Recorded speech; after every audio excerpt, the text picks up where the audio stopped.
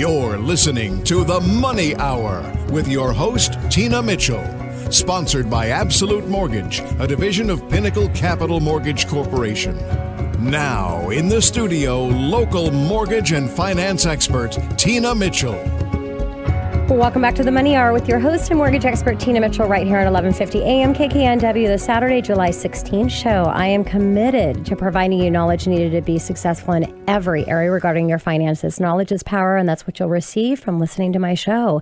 If you're here or listening to my show at a different time, you're listening to a rebroadcast, but you can always call the show at 1-855-400-1150. Again, that's 1-855-400-1150, or go online to themoneyhour.com. In studio right now, a regular contributor. He represents the arena of law, and that is Vincent Humphrey with Humphrey Associates. Vincent, thank you so much for joining me back in studio again. So glad to be here on this nice sunny day. It is a beautiful day. And a little bit about Vincent. Vincent is attorney with Humphrey Associates PLLC, which focuses on family law, real estate, and civil litigation. His passion is bringing justice and clarity to those in need. In 2015, Vincent was awarded Outstanding Young Lawyer of the Year by Washington State Bar Association.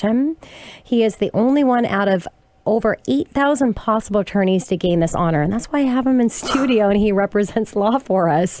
Vincent holds a Juris Doctorate degree for the University of Idaho College of Law and a Bachelor's of Arts degree for University of Washington. He works with many different individuals from a variety of backgrounds. His experience allows him to work well in many different situations, and his service first mentally allows him to break past the toughest scenarios. Currently, Vincent is the immediate past chair of the Washington Young Lawyers Committee, where he leads a third of all the lawyers in Washington State for career development and enhancement.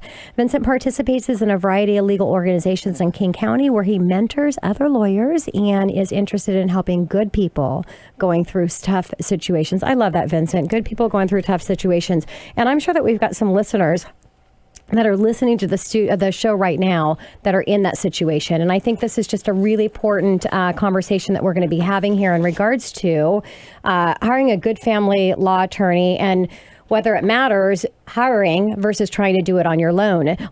So realistically, do all legal issues require you to hire an attorney, Vincent?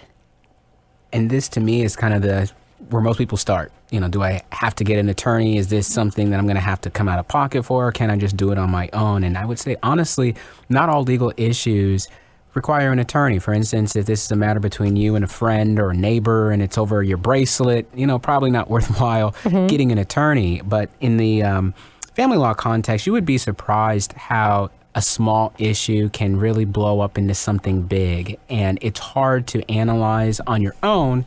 Is this a big issue? Is this not a big issue? And so I would say a good rule of thumb is just using your judgment, saying, hey, is this something, if it turns out to be bigger than what I'm thinking, can I handle it? And a lot of times the answer is no, and it's worth talking to somebody, a good attorney, and not your best friend who says, oh, I've been through this before. I know exactly what you should do. Because again, as you would hear in calling around to different attorneys, well, everybody's situation is different, and that's not a sales tactic. It truly is the case, because you've got how long have you been together, how many children, what are your assets, are there abuse issues that are at play here, are there other things? So all of that coming together in just your initial thought about, do I really need an attorney for that?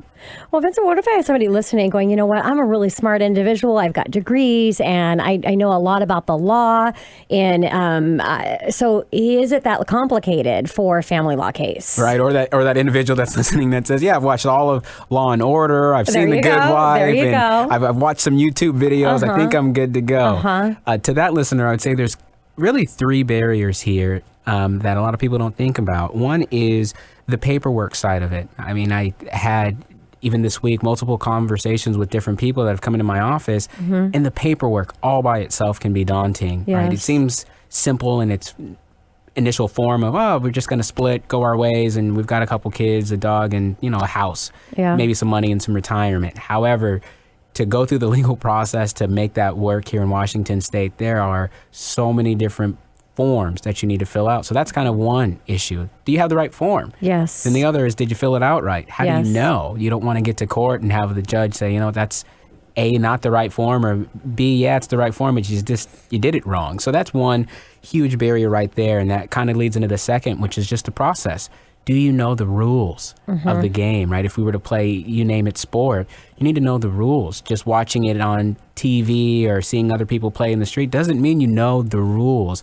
And law is very regimented with a lot of rules that you would need to abide by. And the third one that really gets missed is the emotional toll. I know we have somebody that's going to be talking about emotional healing and being whole, but really in the legal context, it is daunting from that standpoint. Sure. That even if you can get through the paperwork and you can figure out the procedure, the amount of stress and anxiety that puts on you, on your mind, is in large part overwhelming, and not factoring that in. Your peace of mind, mental sanity comes at a cost. Yeah, I totally agree, Vincent. And you just ended with, it comes at a cost. So let's talk about that. You're just talking about the emotional cost and the emotional cost and stress to your body.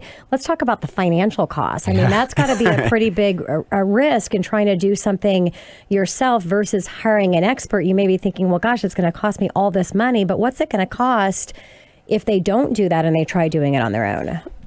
And the answer to that is that it can cost so much more. One is you have to now, recent example, I've got a few clients that have come to me that have tried that, have gone a certain distance, if you will, in time all by themselves. And they've come to me and said, all right, how bad is it? And I'm looking at, a mess of paperwork and situations and orders signed by judges and saying, can I help you? Yes. However, if we would have been able to work with you earlier, a lot of this could have been prevented, but they didn't know. And so that's one cost, right? The kind of that doubling up cost of saying, well, now I've got to go to an attorney to have this fixed, just maintenance, if you will, of your situation. And then the other cost too is just your own personal cost. How much are you losing? Yeah. I mean, yes, I do a lot of family law, but any real area of law, if you're trying to do it on your own and you go to court and the judge tells you, I'm sorry, you didn't follow the rules correctly, you don't even have a hearing, and you've taken the entire day off, and your kids are now with the babysitter because it's the summertime, and you've got to go back and try to figure that out. Well, how much did you lose right out of your own pocket? Whereas you could have said, well, maybe I should sit down and at least have a consultation. Yes, attorneys, some do it for free and some charge, but how much would you lose if you do it wrong? Counting that other cost. Yes. And another cost, I guess, kind of as a quick bonus, is if the other side has an attorney and you do it wrong, they can be granted attorney's fees. So you still may end up paying for an attorney, and it wasn't even yours. Yeah. Oh my gosh. And I've a lot of the listeners to the show are entrepreneurs, and we all know in best practices is to find out how much every minute of our time cost us. So I totally, that makes total sense. So the importance of legal procedures when you're trying to represent yourself. Very important. Yeah. Very, very, very important. I mean, you've got the general rules that are there, and then you also have what a lot of people miss is county specific has rules. So bringing a case in King County, family law, personal injury, real estate, bringing it in King County, they still follow the general rules, but because of the size and how the courts are made up, they also have county rules. So Snohomish is different than King, which is different than Pierce versus Thurston, and I could go on and on. So those are other things for that individual that says, I want to do this on my own, understanding that not only do you have the general rules, you also have the county specific rules. And the courts, I hear it all the time when I'm in there from somebody that is unrepresented and says, well, I just don't know. Yeah. Well, the judge or the judiciary, not at all. Yeah, there's really no sympathy there. They're going to hold you to that. If you're stepping into this arena, they're going to hold you to have known all of those things. So let's talk on the other side. You're the other person has an attorney and you don't.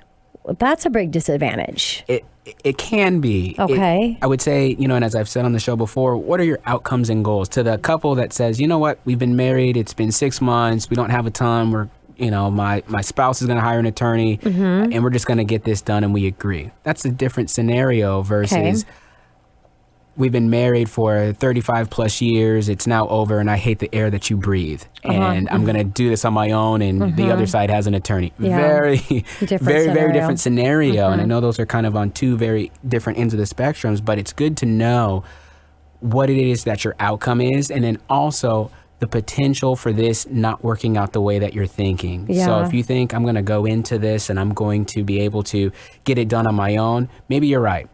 But if you're wrong, what does that mean? How much attorney's fees are you going to have to pay on the other side? If you do hire an attorney, now they're going to look at it, whereas they would have said maybe the retainer would have been X, maybe now it's 2X or 3X. Or if you're staring down the barrel of trial and you say, hey, we've got trial in a month and we've been fighting for the last, year and a half and now we're here, I need an attorney. Very different scenario, because whatever firm that is going to have to go back and try to sort through all of that. So understanding what are your outcomes, and if you are wrong, taking that time to think, if I'm wrong, what does that mean? Because a lot of people, especially our entrepreneurs, say, well, it's going to work. If I try hard enough, it's going to work. Maybe. But if not, what's next? It makes sense.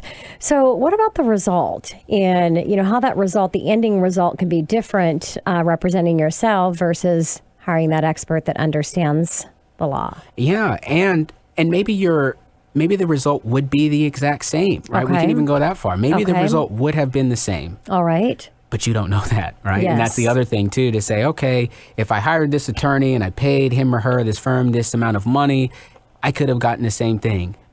Maybe you could have. I'm not going to debate that with you. Maybe you could have. But what you're unaware of is the spectrum of possibilities. Such as I said, hey, maybe that works out that way, but maybe not. Maybe you end up having to pay that attorney. Maybe you don't get to see your kids as much as you are thinking you are. Is this something that you would want? So it's an opportunity for you to assess the risks that are out there, because you're treading on water and you don't know how deep that lake may be or how cold it is, if there's things under that surface that you are unaware of. So having that information readily available to you, whether or not you go for full representation, but just understanding what are my possible outcomes. Got it.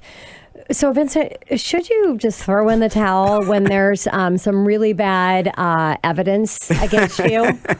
That makes me laugh, because there's, it sounds funny, but people have come to me and they said, look, I did it.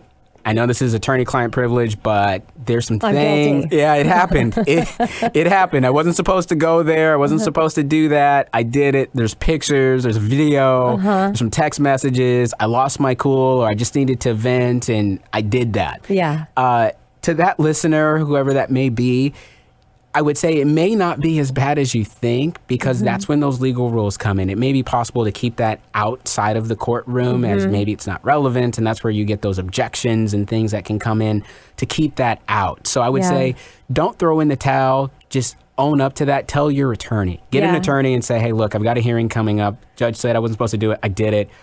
What does that mean? Because there still may be a way for you to go around it.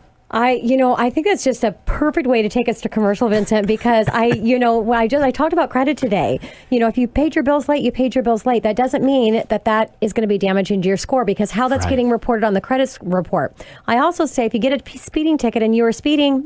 But I will tell you by experience, you hire an attorney and there's a really good chance you have no speeding ticket. So I get what you say. Vincent, in all seriousness, thank you so much for spending so much time here with my listeners, helping the people of the show. And I just really appreciate your legal advice. Always a pleasure to be here, Tina. Thank you.